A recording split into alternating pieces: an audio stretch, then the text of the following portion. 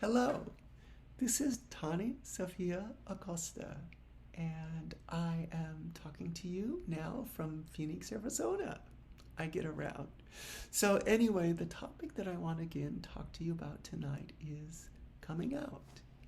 And like we talked about in the other video, there's a couple of definitions for coming out. The really straightforward one is coming out is short for coming out of the closet, and which is shortened to coming out, and is a metaphor used to describe LGBTQ people's self-disclosure of their sexual orientation, romantic orientation, or their gender identity. A more profound definition, or deeper definition, which I think is way more accurate, goes on to say, coming out in order to live openly isn't something you do once or even for a year. It's a decision that we make every single day of our lives. Every coming out experience is unique and must be navigated in a way most comfortable for the individual. Whether it's for the first time ever or the first time today, coming out can be an arduous journey or it can be a wonderful journey. But the bottom line is it's a totally brave decision to live your life authentically. I want to supply as well some information about coming out. And it is really important to have resources. It's really important to have information. The more information you have, the more you can put this together in a way that makes sense to you and the people you're going to talk to. So the resources on coming out, first, I will put these links all in my comments again. One is the Trevor Project, has a wonderful coming out guide. Second, there's something called the Strong Family Alliance, which has some wonderful information about coming out to your parents. And for the parents out there, there is something called pflag.org. And PFLAG is a parent support group for families of LGBTQ children, or, friends and children, etc. So anyway, I'm going to go into this without further ado. So I think before you come out, there's one thing that's really, really important to know. Number one, you're supported, you matter, you're loved. And hopefully in community, you can find those who can give you exactly that, which is what we all need. Okay. Second, so you've decided to come out to your parents, and there's a wide range of, issues going on with your parents. It depends, what is their mindset? What is their culture? Could they be from a different country? How does that country deal with LGBTQ plus people? What is their religious background? Are they, and even outside of that, are they very, very traditional? Are they open? Who really are your parents? So I think, coming out is what you would call one of these big deal moments. And so I just want to go through a few tips about this, if you may. So the first thing is that you probably consider doing this for some time if you're thinking about it, okay? But just know, it as well, though you've been taking all this time, you're in one place, your parents are probably in a very different place because they may or may not come to the same conclusions you have. So just know you've been on your voyage, and when you come out to your parents, they will be on your voyage, okay? Now, there's two sharp divisions that I want to make on this that are very important. If you want to come out, but you're under 18 years old and you're dependent on your parents, financially and otherwise, there could be enormous risks of coming out to your parents. So as the person, you have to figure out what could potentially be the worst case scenario. Will you have a place to stay? Will you have support that you need? Will you be physically safe? Okay? So it's, this is one of those cases where it is good to take your time and think it out. And think it through, that is. And if you're not sure, I hate to say this, it might be good to wait until you are. I know that makes it even harder. I know it makes it even more impatient. But again, the person's safety is paramount. Your safety is the most important.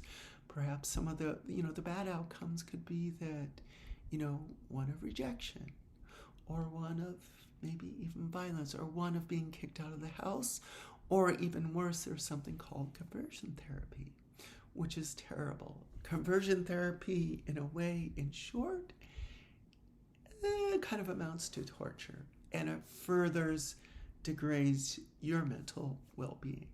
So those are reasons to consider the risks. And again, if you're not certain, it's okay to wait. And actually, it's preferable to wait, because to be safe is so important. Now, if you're over 18 or not financially dependent on your parents, that's a very different equation. But really, the main thing to think about in this case and in all cases is it's really important that you be on good terms with your parents, to have this conversation. Because if you're not on good terms, it's kind of hard to reconcile something so major. So you should be on good terms. And if you could also go through it, you just, again, I'm repeating, you have to remember that your parents may be in such a totally different place than yourself. Again, by age, they may have not put it together, by generations, by religious upbringing, by tradition, or just whatever their mindset may be. As well, it's going to take them some time to really adjust to this news. They may be in shock at first, they may be angry at first, but most parents will go through some stage of similar to suffering a loss, and they're going to need their time to process it. It may take a long time or a short time. We all hope and want that this turns to quickly, or after a while, that it turns into one of acceptance and love. So just be ready for these wide ranges of reactions. The other thing that can happen is, really trust your instincts when they may be ready to know. Second is also choose a moment in a place that's, it's a good time. It's private. You can have that conversation. For you, the person, it's really recommended, this could be intense or an emotional conversation, or it could go that direction. So number one, keep the conversation as simple and short as possible. It doesn't have to go on in a very long educational type of experience. I know the tendency might want to be to go in that direction, but keep it short and simple. And if it gets to be too much for either party, it's okay just to end the conversation. So really the goal is to share your news and to communicate to your parents that you're telling them because you love and respect them, and you just really, really want to be honest. Okay? It's really highly, highly, highly recommended that you prepare a script beforehand. Okay? It's really important. And also, maybe even in the script, you can adjust it a little bit based on reaction.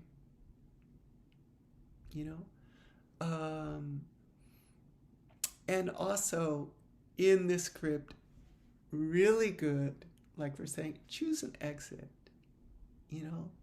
Like, for example, I didn't want to go into a big thing right now, but I just wanted to tell you my truth. Something like an exit. I'd like to talk more about it after you have some time. Another way to exit is like, I don't want to talk about this, but I just wanted you to know. So again, short and simple is best. Okay? Some of the responses are, you can set some boundaries or even end the conversation. It's like you could say, to have empathy for your parents. I know you may be worried or angry, but I still love you. I'm still the same kid you've always known. This is beautiful. I need your help.